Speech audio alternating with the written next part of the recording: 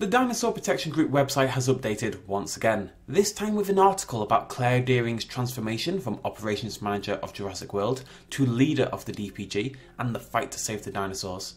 It also brings up the ongoing court case between Masrani and the DPG, and, perhaps most interestingly, the fate of Dr. Henry Wu.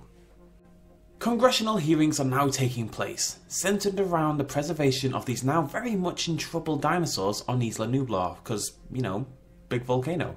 Masrani Global have sent a team of legal representatives with the main argument that these dinosaurs are their intellectual property, built and designed in a lab, and no more a living thing to be preserved than a smartphone or electric car or any shiny doohickey might be. This, as the DPG points out, is a false equivalency. Smartphones don't breathe, they don't eat, they don't feel pain when you throw them across the room for being slow. Hopefully, anyway, otherwise I'm a very bad person.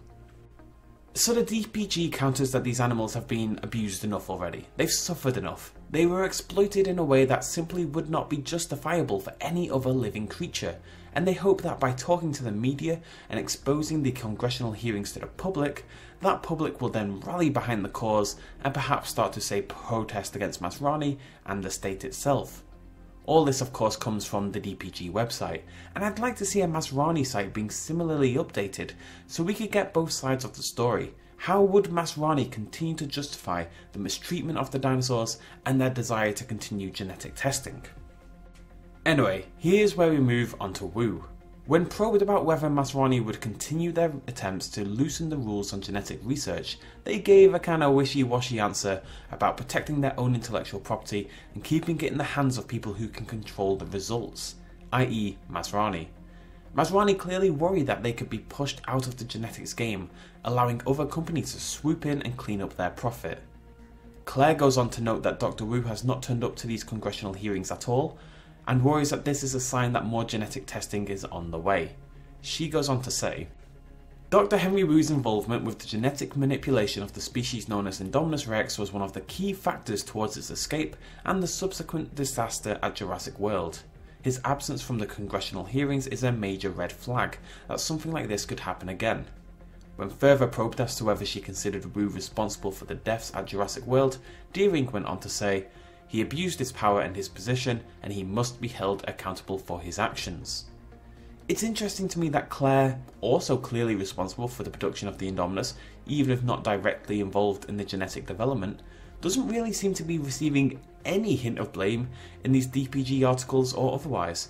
Yes, she's had a change of heart, but at the end of the day, she's the one who wanted more teeth. Regardless, Dr. Wu has now been stricken of his licenses after being found guilty of bioethical misconduct, and he has now disappeared.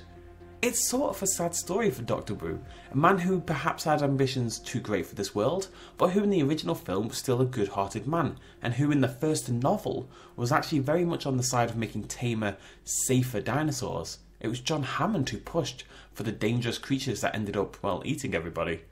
It seems to me that Wu is now being set up as the primary antagonist of the third film.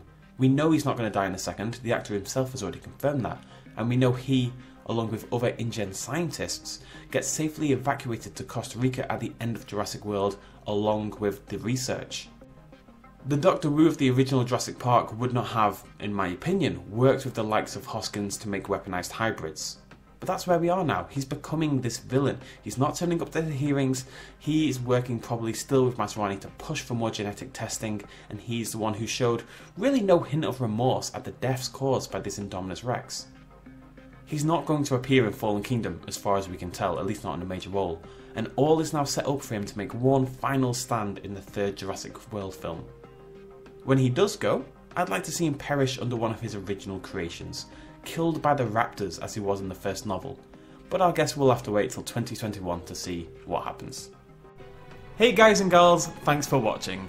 YouTube has been my full-time job for years now, but the adpocalypse and YouTube's frustrating new monetization system are making it tougher to survive and keep all of my organs. If you want to help keep the channel alive, consider throwing a little pledge at my Patreon page. It's not at all expected, and by just watching this video you've really helped me out. But if you feel like giving a little bit more, or you happen to be a Russian oligarch billionaire and want to support me, you can do so right there. Cheers.